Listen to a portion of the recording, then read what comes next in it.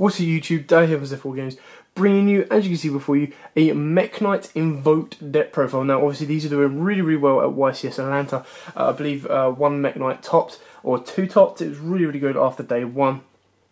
And it's a very interesting kind of build to go with to show you what you've got. Now there's a couple of ways you can play this deck, and I'll show you when I get to them a couple of options if you want to do it a different way, what you can take out and what you can put in. So without further ado, I'll take you through the main deck as is. Zoom it out a little bit for you. There we go. Cool. So we start off with triple mekk-knight Blue Sky. This is a really cool card in the deck. You're basically your searcher. All mekk-knights share the exact same effect that if two or more cards are in the same column, you special summon this card from your hand into that column, of course. You can only special summon mekk-knight Blue Sky once per turn this way. If this card is normal or special summoned from the hand, you can add mekk-knight monsters with different names except itself from your deck to your hand equal to the number of opponent's cards in this card's column. You can only use this effect once per turn. So this can search you out a crazy amount of cards, especially if your opponent's got like a link monster. So if you've got like a link monster and a monster behind it and a spell or trap, you then bring him out, he searches you out free, which is really cool. And then you've got triple mekk-knight Purple Nightfall. Now this is obviously your second part of the combo, which searches off really well. So you can go into one and then go into the other. So when it's special summoned, you got a quick effect. You target one mekk-knight monster you control, banish it until the standby phase of your next turn. And if you do, add one mekk-knight monster from your deck to your hand except itself. You're going to use each of its effect once per turn. So you basically bring this guy out, banish him, bring out this guy, use his effect to search out, and then you've got Indigo, which is what we play triple of. Indigo is basically like a column mover. So a quick effect, you target one mekk-knight monster you control, move that target to another of your main monster zones. So that's really cool. So you bring him out, get to move your blue one around, and kind of gets moves off of that way as well. So you can combo him off quite nicely with the blue. I like playing two mekk-knight Red Moon. This is less relevant, but you basically get to banish one mekk-knight monster from your graveyard and target one face-up monster in this card's column and destroy it. And one Yellow Sun. Yellow Sun, you can banish one mekk-knight monster from your graveyard, then target one spell or trap card in this card's column and destroy it. So it's a bit of your back row removal. You can drop Red Moon down to 1 if you want to, entirely up to you on the ratios. Then obviously for the Invoked, we play triple Alistair. I then like playing a ratio of 2 Ghost Ogre, 2 Ash Blossom, and 2 Effect Veiler. Now if you want to, you can triple these up quite easily. You drop out one red, you drop out the yellow in total. Straight away you're bumping up, I would personally say bump up Ogre and Effect Veiler, because they're more effective against the meta now than Ash is at this moment in time. I then also play 2 Gameciel. Now these can be any combination of 2 level 8 Kaijus. Now there's 2 reasons we play the level 8 Kaijus. One is because in this version we play trading, and you've got a good amount of about 8 targets for trading. Yeah, 8 targets for trading. If you want to, this can be any other level 8 you want. Also, the best thing about Kaijus is if you want to get the most out of most of your cards, you can Kaiju one of your opponent's monsters and put that Kaiju wherever you want it to then be able to unlock your hand a little bit. So that's it for the monster lineup. Kind of an interesting build with the Kaijus. You don't have to play the Kaijus, you can slide them in. I just quite like having a bit of control over my opponent's board. The best thing about mekk-knights is they do ideally want to be going second, because that's where they can get the most abuse out of the field. We then play triple trading. Now, if you don't want to play trading, of course you can play Pot of Desires as well. I don't play Desires in this build because I do play the trading option, but of course you can take out your tradings. You take out your 3 tradings and your 2 Kaijus. Straight away you've got 5 slots in there, and those 5 slots can be replaced with Scapegoat and of course 2 Pot of Desires. We then play triple Meltdown and double Terraforming to search out the Meltdown. Now, quite a few builds don't play the Terraforming, but you want to see Meltdown as soon as you possibly can. Now, obviously, your Meltdown is your 1 card Alistair into Invocation, so it's very important to get that, which is why I only play 3 of that and 2 Invocation. There's quite a few builds playing 3 Invocation because you want to see that as early as you can. And then basically what you can do is you can set this and then special summon out your mekk-knight and move your place forward that way.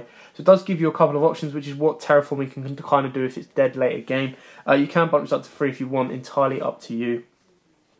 Then play the double instant fusion. Now, of course, you play this for Thousand Eyes Restrict. That again gives you more column control and can deal with your opponent quite nicely and abuse your column centers and obviously your opponent's column centers.